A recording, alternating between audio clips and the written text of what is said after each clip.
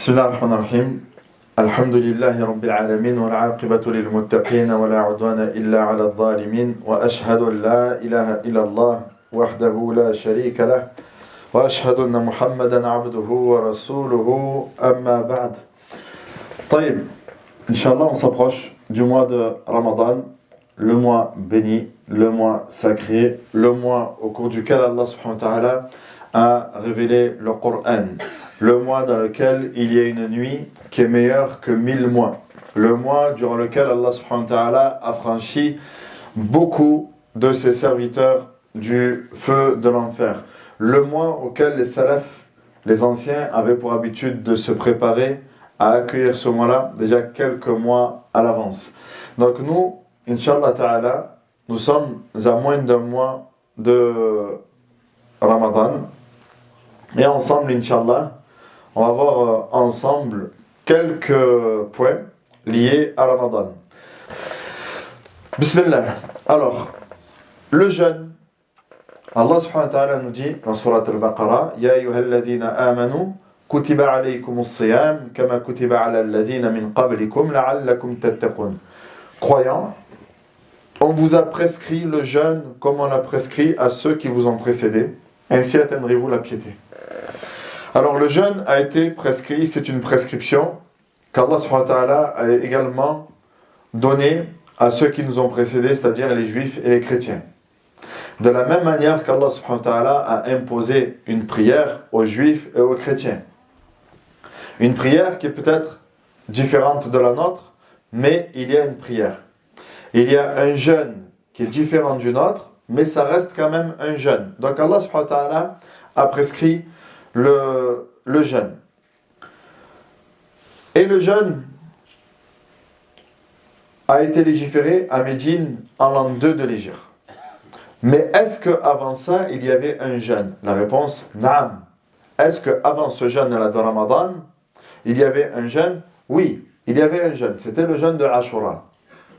Et également, le fait de jeûner 3 jours par mois. Sauf que c'était un choix qui était donné. C'était un choix qui était donné. Soit tu jeûnais, ou soit tu donnais une compensation à la place. Et ensuite, ça a été abrogé par le verset où Allah subhanahu wa ta'ala nous dit Shahru Ramadan, alladhi unzila fihi al-Qur'an, jusqu'à ce qu'il nous dise Faman shahida minkum ash-shahra falyasum. Le mois de Ramadan, au cours duquel nous avons révélé le Coran, jusqu'au verset où Allah nous dit et quiconque est présent durant ce mois-là, qu'il le jeûne. Donc au départ, il y avait un jeûne. De la même manière que salat, telle que nous la connaissons aujourd'hui, la prière, au départ, elle n'était pas comme ça. La prière, au départ, elle n'était pas comme ça. La prière, elle a été légiférée au prophète, alayhi salatu wa salam, lorsqu'il a fait l'Isra ou le Mi'raj. L'Isra, c'est le voyage nocturne de la Mecque à Jérusalem, en Palestine aujourd'hui. Et ensuite, il a été élevé aux cieux. Et quand il a été élevé aux cieux, Allah subhanahu wa ta'ala lui a légiféré au départ combien de prières? 50 prières. C'était 50 prières. Et de 50 prières, Allah subhanahu wa ta'ala a allégé ces 50 prières au nombre de 5. Mais les 5 prières, ce n'étaient que des prières de 2 rak'at, de 2 unités, sauf le Maghreb qui était de 3. Et lorsque le prophète alayhi salatu wa salam s'est installé à la Médina, c'est là que la prière a été établie telle que nous la connaissons aujourd'hui, c'est-à-dire Dhahr 4 rak'at, l'Asr 4 rak'at, le Maghreb 3, l'Isha 4 et le Fajr 2. Donc le jeûne a connu des étapes de la même manière que la prière a connu des étapes, de la même manière que la zakat a connu des étapes, que le hajj a connu des étapes. Le hajj existait même avant que le prophète soit prophète et messager. D'accord? C'est par la suite, ça a été légiféré, certaines choses ont été enlevées, d'autres rajoutées. D'accord? Parce que le hajj, ça vient de qui? D'Ibrahim alayhi salam. Ça vient du prophète Ibrahim alayhi salam. Et Ibrahim, son fils Ismaïl et le peuple de Quraysh qui était censé être sur la voie d'Ismaïl, et qui par la suite donc ont introduit le shirk. Al-Muhim. Donc voilà un peu sur la genèse du jeûne, sur l'histoire du jeûne. Le jeûne de Ramadan, il est obligatoire. Taïb, est-ce qu'il y a d'autres jeûnes obligatoires? Oui, j'ai entendu oui. Oui. Est-ce que le jour de Arafat est un jeûne qui est obligatoire? Non. Il est fortement recommandé, mais il n'est pas obligatoire. En fait, on a d'autres jeûnes qui sont obligatoires, mais à la suite d'une cause. Non, comme quand on ne peut pas jeûner. le kafara, barakallahu fik. Al-kafara. Kafara, c'est quoi? L'expiation. L'expiation. Donc il y a, Allahu a'lam, il y a 5 formes d'expiation pour le jeûne. Celui qui a justement chassé alors qu'il était en état d'ihram, ou alors celui qui s'est coupé les cheveux alors qu'il était en état d'ihram, celui qui... Bon, le muhim. Il y a donc le serment. Celui qui n'a pas tenu son serment, il doit jeûner combien? 3 jours. Le meurtre également, enfin le meurtre.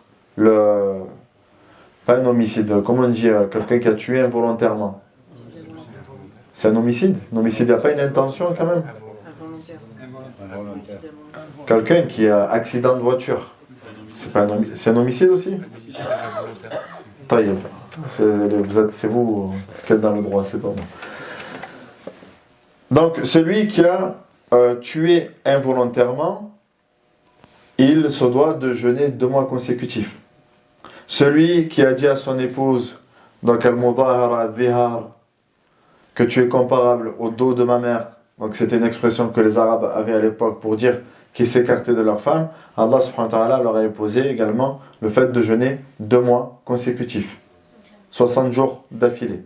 Shahrayn mutatabi'in. D'accord? Parmi le jeûne qui est obligatoire, c'est le jeûne qu'on s'impose sous forme de vœu. Alors le vœu en islam, c'est pas le vœu comme on le comprend aujourd'hui. Le vœu, j'ai vu une étoile, je fais un vœu. Ça, c'est du shirk. Le vœu, an-nadhr, yufuna bin-nadhr, dans le Coran. Wa yakhafuna yawman kana sharruhu mustatira. An-nadhr, c'est celui qui s'impose un acte. Soit, c'est celui qui s'impose une adoration, surtout quand, par exemple, il dit, ya Allah, si tu guéris ma mère, je jeûnerai une semaine. Dans quel cas, qu'est-ce qu'il vient de faire? De s'imposer une adoration. Donc il est dans l'obligation de maintenir cette adoration-là, ce jeûne-là. Et le jeûne, encore une fois, qui est obligatoire, c'est le jeûne qu'on doit rattraper, al-qada. Celui qu'on a rompu, volontairement ou involontairement, et qu'on doit rattraper. Donc il y a 4 formes de jeûne qui est obligatoire. Le premier, c'est Ramadan, et les autres sont l'expiation, le vœu, le jeûne votif, et le jeûne qu'on doit rattraper. C'est compris? Donc voilà ici les formes de jeûne qui sont obligatoires. Nous, ce qui va nous intéresser, forcément, c'est quoi? Le jeûne de Ramadan. Pourquoi Allah subhanahu wa ta'ala a-t-il légiféré le jeûne? Que ce soit Ramadan ou pas. Pourquoi Allah subhanahu wa ta'ala a-t-il légiféré le jeûne? Premièrement, le jeûne, Allah subhanahu wa ta'ala lui-même nous dit dans le Coran, c'est un moyen pour atteindre la piété. C'est un moyen, pour ne pas dire le moyen, pour atteindre la piété, pour atteindre la véritable crainte. Allah subhanahu wa ta'ala nous dit Ya ayyuhalladhina amanu kutiba alaykumus siyam kama kutiba ala alladhina min qablikum limadha la'allakum tattaqun. Ainsi atteindrez-vous la piété. Par le jeûne, c'est par le chemin du jeûne que vous allez atteindre le véritable degré de foi. C'est à travers le jeûne que tu vas véritablement te rapprocher d'Allah subhanahu wa ta'ala. Parce que le jeûne, comme vous le savez, c'est pas simplement s'abstenir de manger et de boire. On le verra plus tard, Inch'Allah, que le prophète nous dit, celui qui, en jeûnant, s'abstient juste de manger et de boire, mais ne s'abstient pas de propos obscènes ou mensongers, Allah n'a que faire qu'il s'abstienne de manger et de boire. Allah n'a que faire de ça. Dans un autre hadith, il nous dit alayhi salatu wassalam, Rubba sa'im laysa lahu min sawmihi illa al-ju'. Il se peut que le jeûneur n'ait autre récompense que la faim. C'est-à-dire, qu'est-ce qu'il a récolté de son jeûne? Rien, si ce n'est qu'il a récolté de la faim. Le but du jeûne, c'est pas simplement s'abstenir de manger et de boire. Le jeûne, c'est un état qui te rapproche d'Allah subhanahu wa ta'ala. C'est pour ça qu'on verra d'ailleurs dans le hadith, quand quelqu'un se fait disputer, qu'est-ce qu'il dit? Inni sa'im. Je jeûne.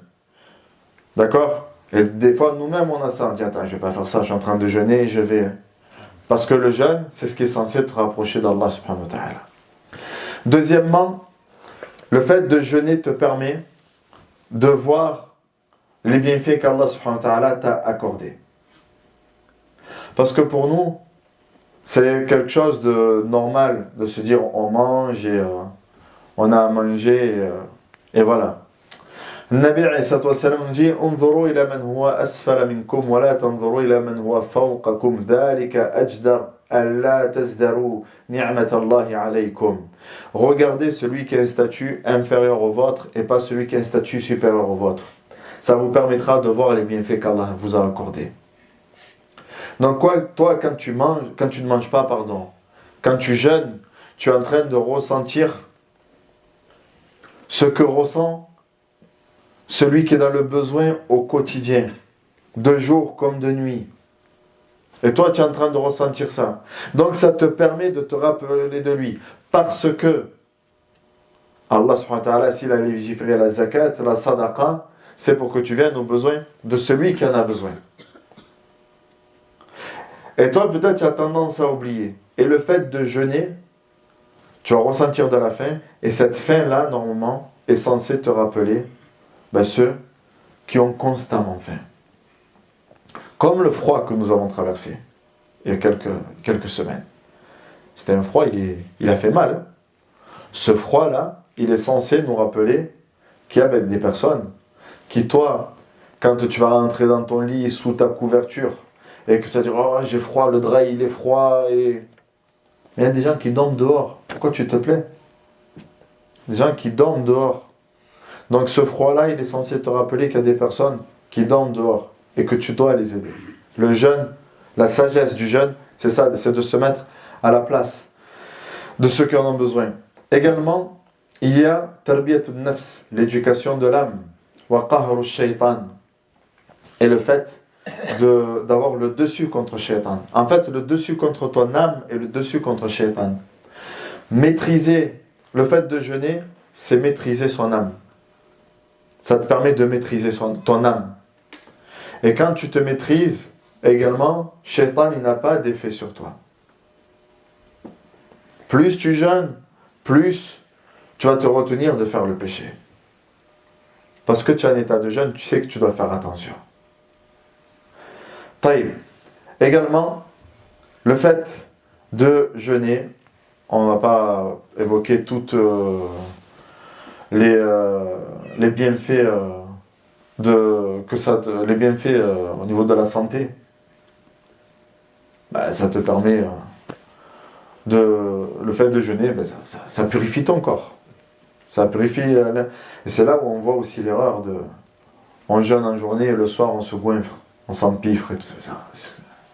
C'est contraire aux sagesses du jeûne. Taïb. Ramadan maintenant.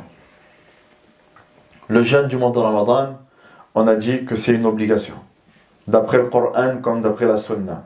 D'après le Coran, on a déjà récité le verset. Ya ayyuhalladhina amanu kutiba alaykumus siyam faman shahida minkum ash-shahr falyasum. Dans le hadith, est-ce que vous connaissez un hadith comme quoi le jeûne est obligatoire? Le hadith très simple.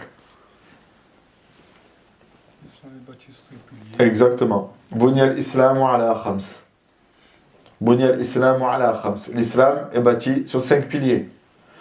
La shahada, la salat, la zakat, le siyam et le hajj. Donc le siyam est l'un des piliers de l'islam. Le siyam, ici, est l'un des piliers de l'islam. فمن ترك صيام شهر رمضان بدون عذر كالمرض والسفر فهو إما أن يكون متهاونا فيه أو جاحدا لوجوبه.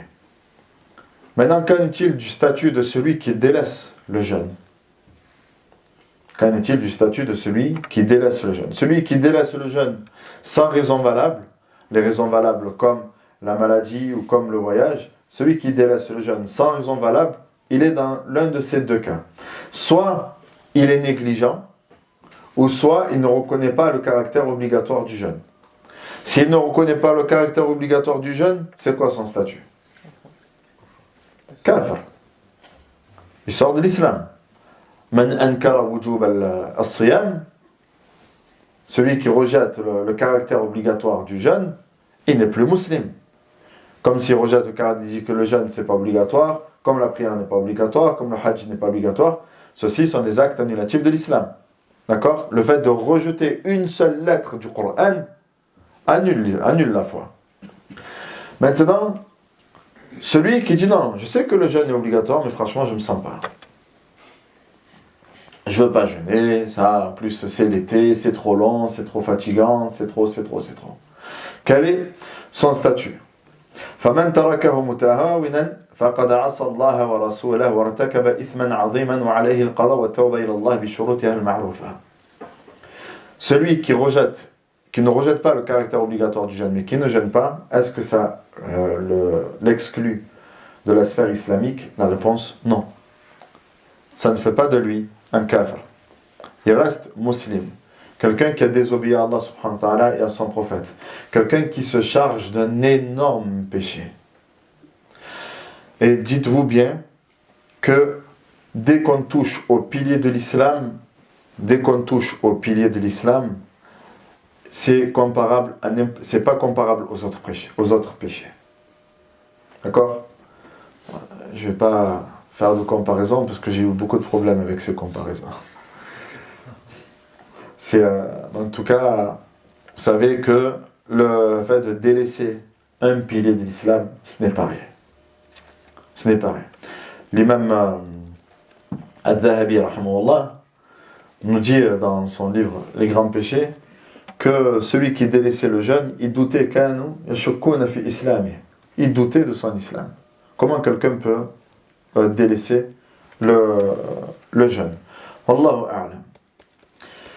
Et dans des hadiths, le prophète, la chaîne de transmission, elle reste quand même authentique. Man aftara yawman min Ramadan min ghayri udhr wala rukhsah lam yujzihu siyam dahr kullah ou dahr kullihi. Celui qui délaisse volontairement le jeûne de Ramadan alors qu'il n'a aucune excuse, il ne pourra jamais le compenser. C'est-à-dire que même s'il le rattrape, ça ne vaudra pas ce jour-là de Ramadan. Ça ne veut pas dire que tu ne dois pas le rattraper. Malheureusement, subhanallah, c'est devenu quelque chose de normal pendant le Ramadan, pas Ramadan. Avant, au moins, ça se cachait, maintenant, ça ne se cache plus. Khair, Inch'Allah. Wallahu a'lam. Le mérite, maintenant, du jeûne. Avant de parler du mérite de Ramadan, on va parler du mérite du jeûne. Étant donné que le jeûne est un pilier de l'islam, même le jeûne, là, on va évoquer le jeûne, qu'il soit obligatoire ou surérogatoire, quelle est sa récompense? Celui qui jeûne, qu'est-ce qu'Allah subhanahu wa ta'ala lui promet? On a d'abord le fameux hadith d'Abu Huraira dans lequel Allah subhanahu wa ta'ala nous dit Kullu amal min Adam lahu illa as-siyam fa innahu li wa ana ajzi bihi. Il nous dit Allah subhanahu wa ta'ala dans le hadith Qudsi que toutes les œuvres du fils d'Adam lui appartiennent. Sauf le jeûne, il m'appartient. Fa innahu li wa ana ajzi bihi. Après il nous dit alayhi salatu wassalam as-siyamu junnah. Le jeûne est une protection. Wa idha kana yawmu sawmi ahadikum fala yarfuth wa la yaskhab. Et lorsque l'un d'entre vous jeûne, qui ne tienne pas de propos obscènes, qui ne crie pas, qui ne se dispute pas, وَإِنْ سَابَّهُ أَحَدْ فَلْيَقُلْ إِنِّي صَائِمٌ. Et s'il se fait insulter, qu'il dise je jeûne. وَالَّذِي نَفْسُ مُحَمَّدٍ بِيَدِهِ لَخُلُوفُ فَمْ صَائِمٍ أَطْيَبُ عِنْدَ اللَّهِ مِنْ رِيحِ الْمِسْكِ. Ensuite, il nous dit alayhi salatu wassalam dans ce hadith, par celui qui détient l'âme de Muhammad entre ses mains, l'odeur de l'haleine du fils d'Adam est meilleure auprès d'Allah subhanahu wa ta'ala que le parfum.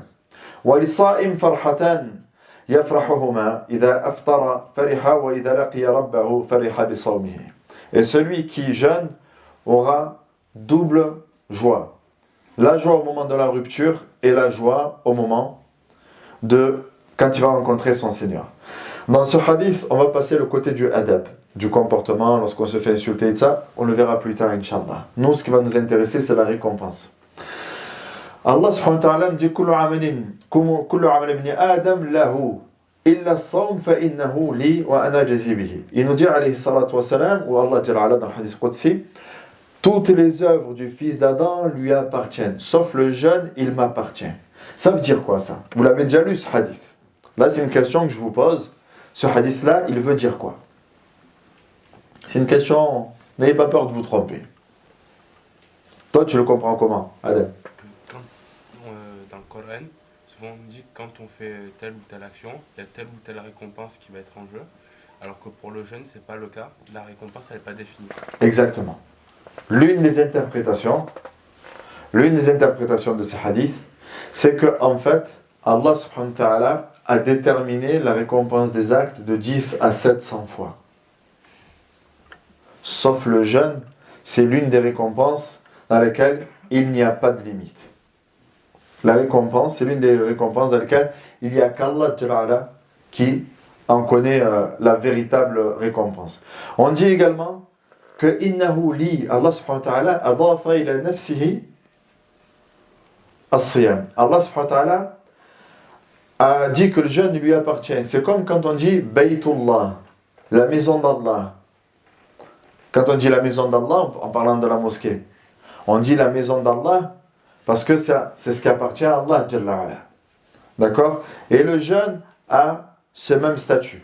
On dit également que illa as-sawm fa innahu li, sauf le jeûne, il m'appartient, parce que contrairement à tous les actes apparents, le jeûne, bien qu'il reste en soi un acte apparent, mais c'est l'acte le plus caché. Quand tu pries, on te voit en train de prier. Zakat, on peut te voir en train de donner. Tawaf, le hajj, on te voit en train de le faire. Mais quand quelqu'un jeûne, le lundi, jeudi, qui le sait? Il n'y a qu'Allah Jalla qui le sait. Toi, tu es là, normal, tu es avec tes amis, tu es en train de jeûner. Ils ne savent même pas que tu es en train de jeûner. Al-Hassan al-Basri, rahmahullah, nous dit que pendant 40 ans, certains jeûnaient, leur épouse, elle ne le savait même pas. Son épouse, elle ne le savait même pas. Quand elle lui préparait la gamelle, il donnait la gamelle en sadaqa et il rentrait le soir. L'épouse, elle ne le savait même pas. Alors nous, quand on jeûne, il faut qu'on le dise à tout le monde. Il faut que tout le monde le sache. Ramadan, c'est normal. Mais le reste, Allah subhanahu wa ta'ala, s'il se l'a attribué, c'est parce que vous savez que dans notre religion, on aime les actes, les adorations discrètes. Discrètes, c'est-à-dire qui sont faites à l'abri du regard des gens.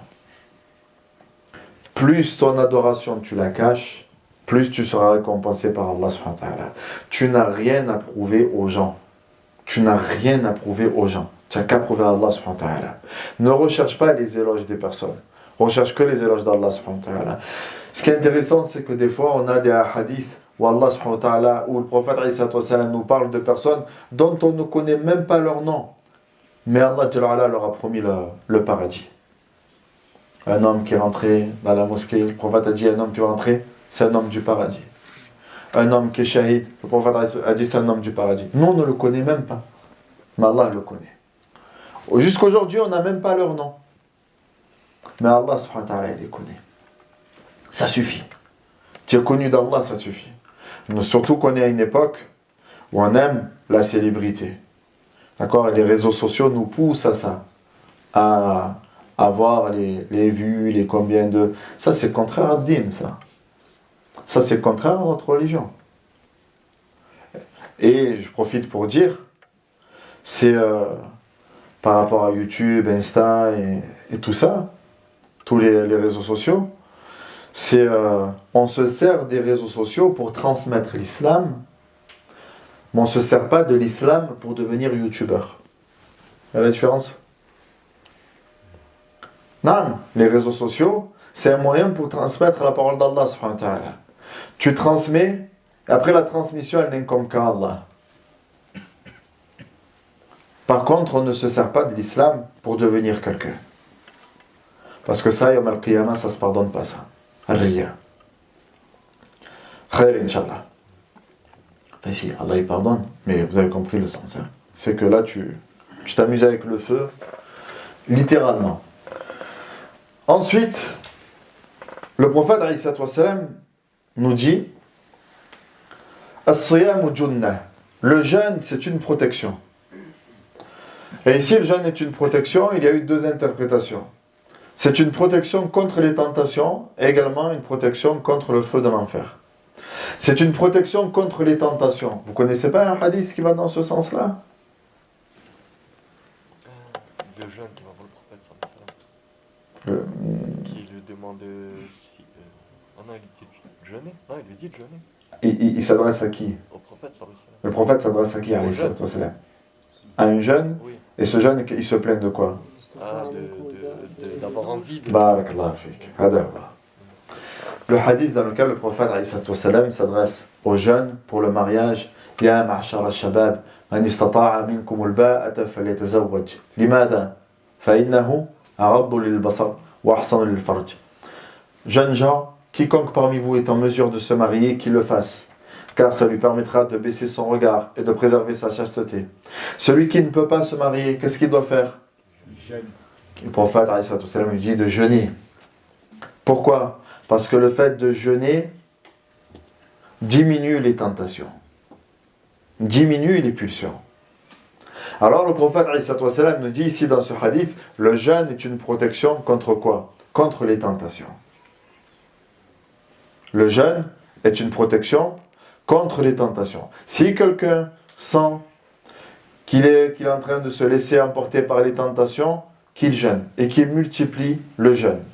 Et le fait de multiplier le jeûne, ça lui permettra de mettre entre lui et les tentations un bouclier. Ou également, le jeûne, c'est aussi une protection contre le feu de l'enfer. Que ce soit d'un côté ou de l'autre, si c'est une protection contre les tentations, ben ça restera également une protection contre le feu de l'enfer. Ensuite, il nous dit, alayhi salatu wassalam, que l'odeur de la laine est préférable auprès d'Allah Jalla ala que le misk. En fait, tout ce qui provient de l'adoration. Regardez, dans un autre cas de figure, quand on parle pour le Hajj, tout à l'heure, le jeune homme nous parlait de Arafat. Il y a le jour de Arafat, mais il y a l'endroit à Arafat. Et cet endroit-là, le pèlerin, il arrive avec les vêtements d'ihram, ash'ath, aghbar. Donc il est hirsute, décoiffé, il est poussiéreux. Et Allah subhanahu wa ta'ala se vante de ses serviteurs dans la situation dans laquelle ils sont, dans la difficulté dans laquelle ils sont.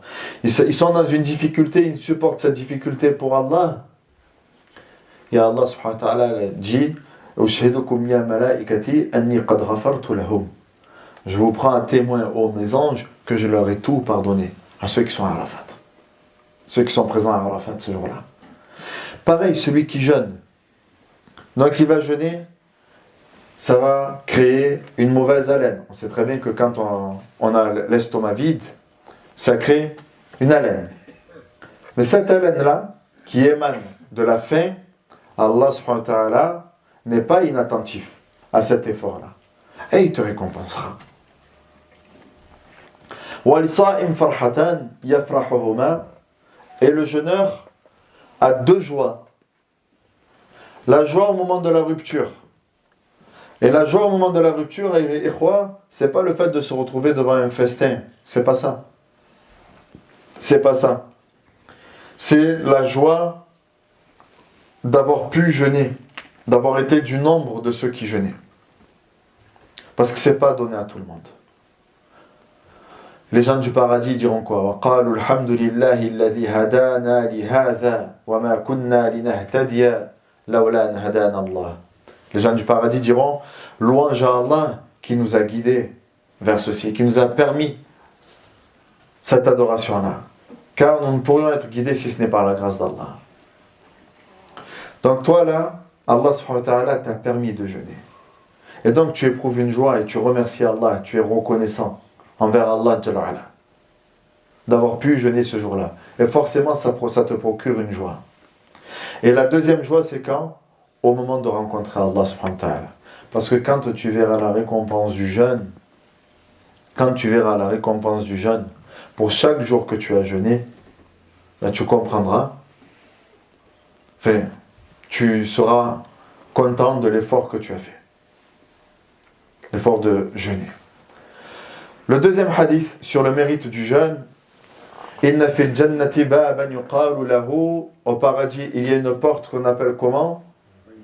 Al-Rayyan. Al-Rayyan. Yadkhul minhu الصائمون يوم القيامة لا يدخل منه أحد غيرهم يقال أين الصائمون فيقومون لا يدخل منه أحد غيرهم فإذا دخلوا أغرق فلم يدخل منه أحد فإذا دخل آخرهم أغرق ومن دخل فيه شرب ومن شرب لم يظمأ أبدا جعلنا الله منهم. Au paradis, il y a une porte qu'on appelle Al-Rayyan. Al-Rayyan, donc Alif Lam, sinon Rayyan si vous préférez. Ça vient de Ray. Ray, c'est quoi en arabe? Saq, d'accord? C'est en fait, c'est le fait de verser de l'eau, si tu préfères. Voilà. Ah, comme ça, là. Et pourquoi on l'appelle ainsi? Pourquoi cette porte, elle s'appelle Al-Rayyan? C'est parce que, donc il nous dit, alayhi salatu wassalam, ça va être la porte des jeûneurs. On appellera les jeûneurs Ayna as-Sa'imun. Et tous les jeûneurs se lèveront et entreront par cette porte. Et lorsqu'ils seront entrés, nul autre que eux entrera par cette porte-là.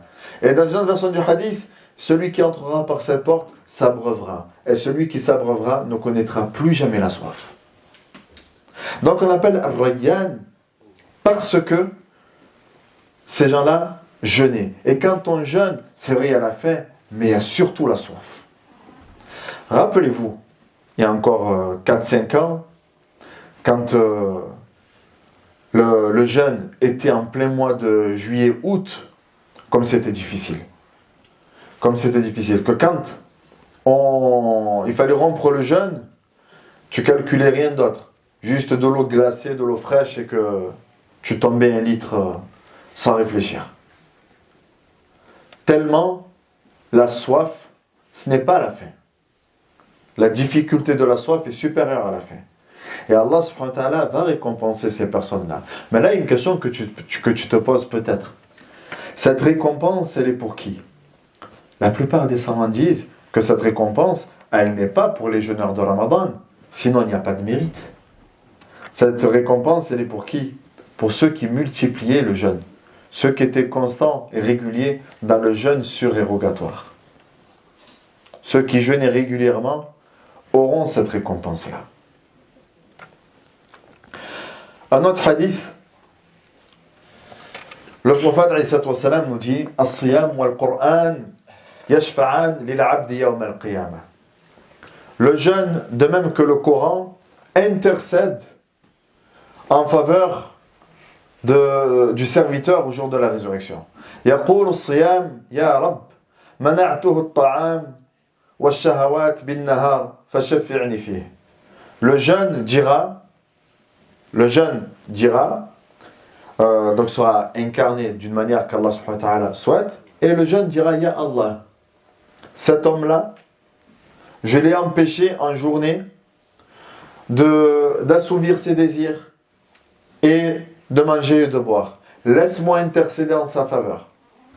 ويقول القرآن أي رب منعته بالنوم بالليل منعته النوم بالليل. La nuit, je l'empêchais de dormir. Pourquoi je l'empêchais de dormir? Parce que le Coran le poussait à quoi? À se lever et à faire le qiyam et à réciter. Ya Allah, je l'ai empêché de dormir. Laisse-moi intercéder en sa faveur. فيشفعان. Et Allah Jalla leur accordera la permission d'intercéder en ta faveur. Toujours dans les mérites du jeûne. Le prophète alayhi salatu wassalam nous dit Man qala la ilaha illallah ibtigha wajhi Allah khutima lahu biha dakhala al-jannah. Celui qui dit La ilaha illallah, sincèrement, et qui meurt ainsi, c'est-à-dire celui dont sa dernière parole est La ilaha illallah, entre au paradis. وَمَنْ صَامَ يَوْمًا ابْتِغَاءَ وَجْهِ اللَّهِ خُتِمَ لَهُ بِهَا دَخَلَ الْجَنَّةِ. Et quiconque meurt en état de jeûne, quiconque meurt en état de jeûne, entrera également au paradis, directement, c'est-à-dire بِغَيْرِ حِسَابٍ وَلَا عَذَابٍ.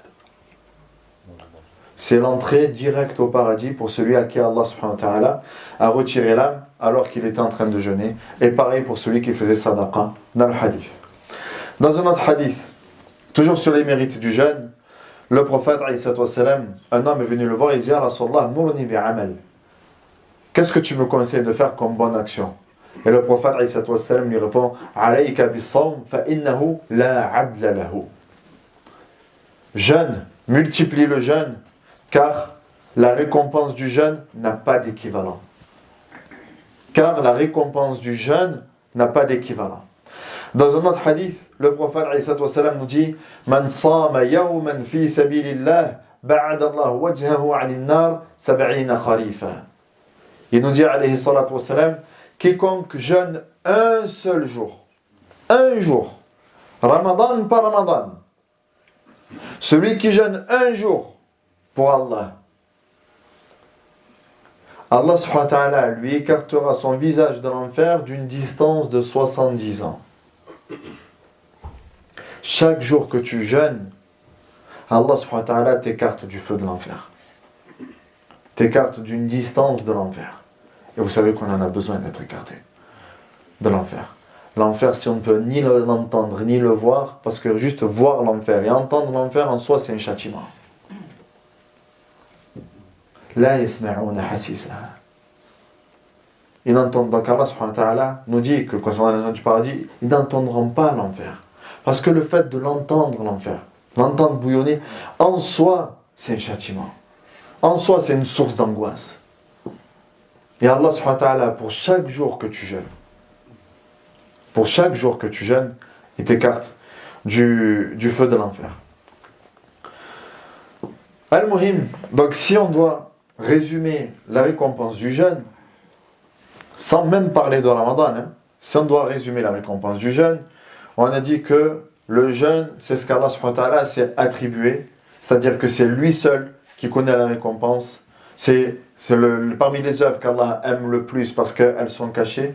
C'est une protection contre les tentations et contre le feu de l'enfer.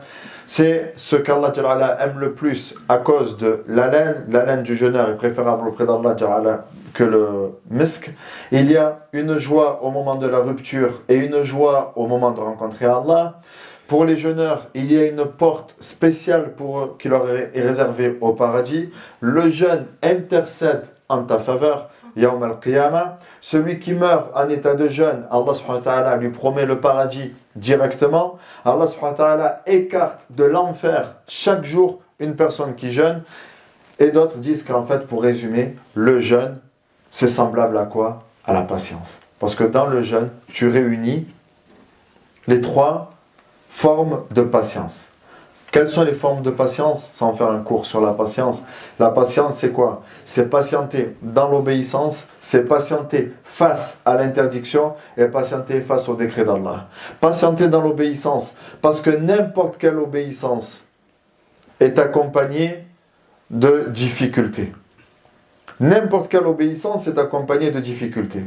Et toi, en jeûnant, tu obéis à Allah subhanahu wa ta'ala et tu surmontes ces difficultés. Tu patientes face à la désobéissance comment? En t'écartant des tentations. Et tu patientes face au décret d'Allah, tout ce qui est ce jeûne, cette fatigue, la faim, ça t'affaiblit. Également, ça te permet de patienter et de t'entraîner à surmonter donc, les épreuves et à combattre ton âme, ta propre personne. C'est à quelle heure ça rentre? 40. Très bien.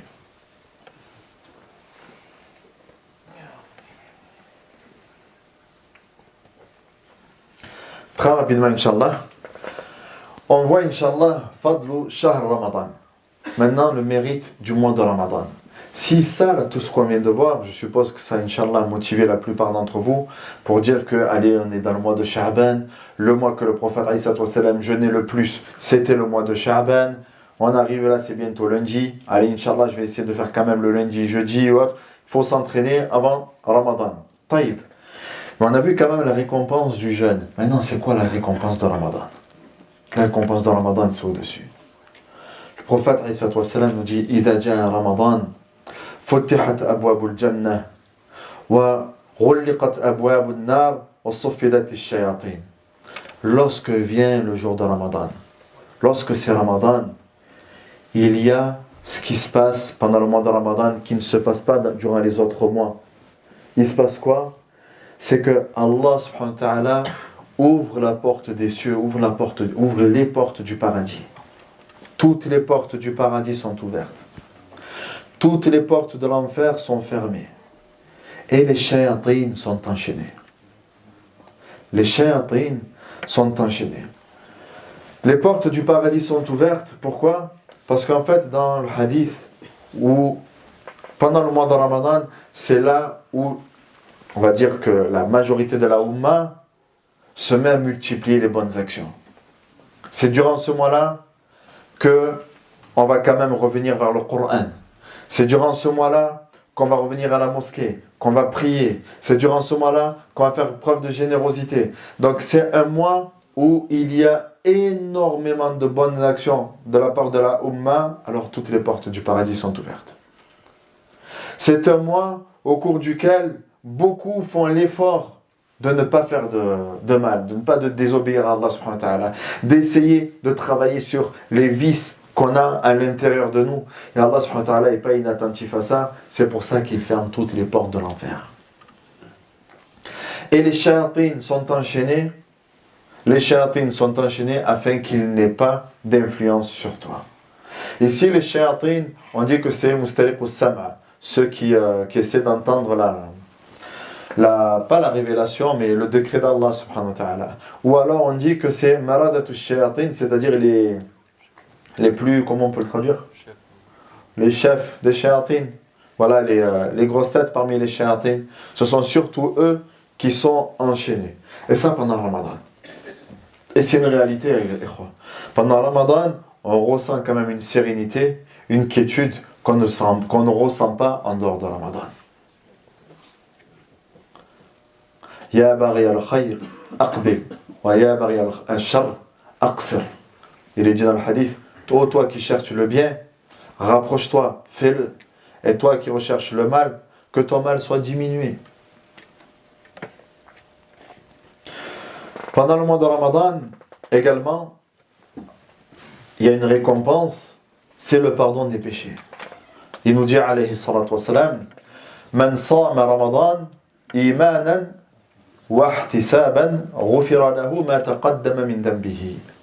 quiconque prie le mois de Ramadan, comment? Avec foi et conviction. Avec foi, c'est-à-dire qu'il a la foi en Allah au jour dernier. Et avec conviction, en recherchant la récompense d'Allah subhanahu wa ta'ala, verra ses péchés pardonnés. Par contre, celui qui prie Ramadan, il croit en Allah, mais franchement, il est dégoûté de jeûner. Il n'y a rien là. La récompense, elle est surtout pour celui qui prie avec cette conviction dans le but de rechercher la récompense d'Allah subhanahu wa ta'ala, de rechercher le pardon d'Allah jalla ala. Maintenant, celui qui sent contraint de jeûner, malheureusement, il passe à côté d'une énorme récompense qui est quoi? Le pardon des péchés. Tous ses péchés lui seront pardonnés. Vous savez que ce genre de hadith, quand on parle des péchés qui seront pardonnés, on parle des petits péchés. Par le kaba'ir, la budda laha min tawba. Le kaba'ir, les grands péchés, par contre, il faut obligatoirement at-tawba, c'est-à-dire un véritable repentir auprès d'Allah subhanahu wa ta'ala. Ramadan également, il nous dit alayhi salatu wassalam, as-salawatul khams wal jumu'a ila al-jumu'a wa Ramadan ila Ramadan kafaratun lima baynahun. C'est le hadith qu'on vient de dire. D'un Ramadan à l'autre, Allah subhanahu wa ta'ala également efface tous les péchés. D'un Ramadan à l'autre, Allah efface tous les péchés. Al-hadith al-rabi', j'essaie d'être rapide. Le hadith al-Rabi', dans lequel le prophète alayhi salatu wassalam, un jour est monté sur le minbar, et à chaque fois qu'il a gravi une marche, il a dit Amin, Amin, Amin. Et les sahaba qui étaient autour de lui ont dit, Ya Rasulallah, on t'a entendu dire 3 fois Amin à chaque fois que tu montais sur le minbar. Pourquoi tu as dit Amin, Amin, Amin? Ils ont dit, le Nabi alayhi salatu wassalam a dit, Inna Jibril atani, faqal, Ya Muhammad, man adraka shahra Ramadan, فلم يغفر له فدخل النار فأبعده الله عن الجنة فقل أمين فقلت أمين. Il nous dit alayhi salatu wassalam, Jibril est venu et a fait une dua, il a fait une invocation. Il a fait 3 invocations. La première, il a dit à Muhammad, celui à qui Allah subhanahu wa ta'ala lui a permis de vivre pendant le mois de Ramadan. Parce que ce n'est pas donné à tout le monde de vivre. Il y en a une dernière qui était avec nous, et du jour au lendemain, on a perdu des proches. Des personnes ne s'y attendaient même pas, qui nous ont quittés. Comme ça, du jour au lendemain. Qui n'ont plus, aujourd'hui, cette possibilité de jeûner. Peut-être que nous, on sera mort avant Ramadan. On ne sait pas. Mais si on est vivant pendant le mois de Ramadan, c'est une bénédiction d'Allah. Allah, il te donne une possibilité de vivre pendant ce mois-là. Et donc, Jibril dit, Ya Muhammad, celui à qui Allah lui a donné la possibilité de vivre pendant le mois de Ramadan, mais n'a pas réussi à se faire pardonner, avec tous les bienfaits qu'il y a pendant le mois de Ramadan, les bienfaits du jeûne, et malgré tout ça, il est passé à côté du pardon, qu'Allah le fasse entrer en enfer et qu'il écarte du paradis. Dis Amin. Et le prophète a dit Amin. Le meilleur des anges et le meilleur des hommes. Le meilleur des anges et le meilleur des prophètes et messagers. Les deux qui s'accordent et qui s'associent pour dire, si tu n'as pas réussi à te faire pardonner à ce moment-là, que le paradis risque, enfin en tout cas que cette récompense risque de te passer sous le nez. La deuxième des du'as, Man adraka abawayhi aw ahadahuma falam yabarrahuma famata fadakhala an-nar fab'adahu Allah min al-jannah. Quiconque, ya Muhammad, a l'occasion, l'opportunité de vivre avec ses 2 parents ou alors avec l'un des 2, mais n'est pas bon envers eux, ne profite pas de ses parents, qu'Allah le fasse entrer en enfer et qu'il éloigne du paradis. Dis Amin. Et le prophète a dit Amin. Juste un des 2 parents. Les parents, c'est la source principale des hasanat. Et toi, le fait de ne pas être à leur côté, même si tu es loin, mais de ne pas prendre soin d'eux, tu risques de le regretter yawm al-qiyamah. Et la troisième, c'est Man dhukirta indahu falam yusalli alayk famata fadakhala an-nar fab'adahu Allah min al-jannah. Et le troisième, c'est quiconque qui a Muhammad sallallahu alayhi wa sallam, je vous conseille de le dire à la suite de ce hadith, lorsque tu es mentionné et que personne ne prie sur toi, et que cette personne-là ne prie pas sur toi, qu'Allah l'écarte du paradis et le fasse entrer en enfer. Allahumma salli ala Muhammad wa ala ali Muhammad, kama sallayta ala Ibrahim wa ala ali Ibrahim. Le fait de dire alayhi salatu wa salam, sallallahu alayhi wa sallam. طيب, on continue rapidement. عن أبي أمامة رضي الله عنه, un autre hadith dans lequel le prophète alayhi salatu wa salam dit Lillahi 'inda kulli fitrin 'utaqa'u min an-nar. Il y a quoi comme mérite pendant le mois de Ramadan? C'est au moment de la rupture du jeûne. Au moment de la rupture, Allah subhanahu wa ta'ala a des serviteurs qu'il a franchis de l'enfer. Et ça, chaque jour de Ramadan. Au moment de chaque rupture de Ramadan, Allah subhanahu wa ta'ala choisit ses serviteurs qui ne connaîtront jamais l'enfer.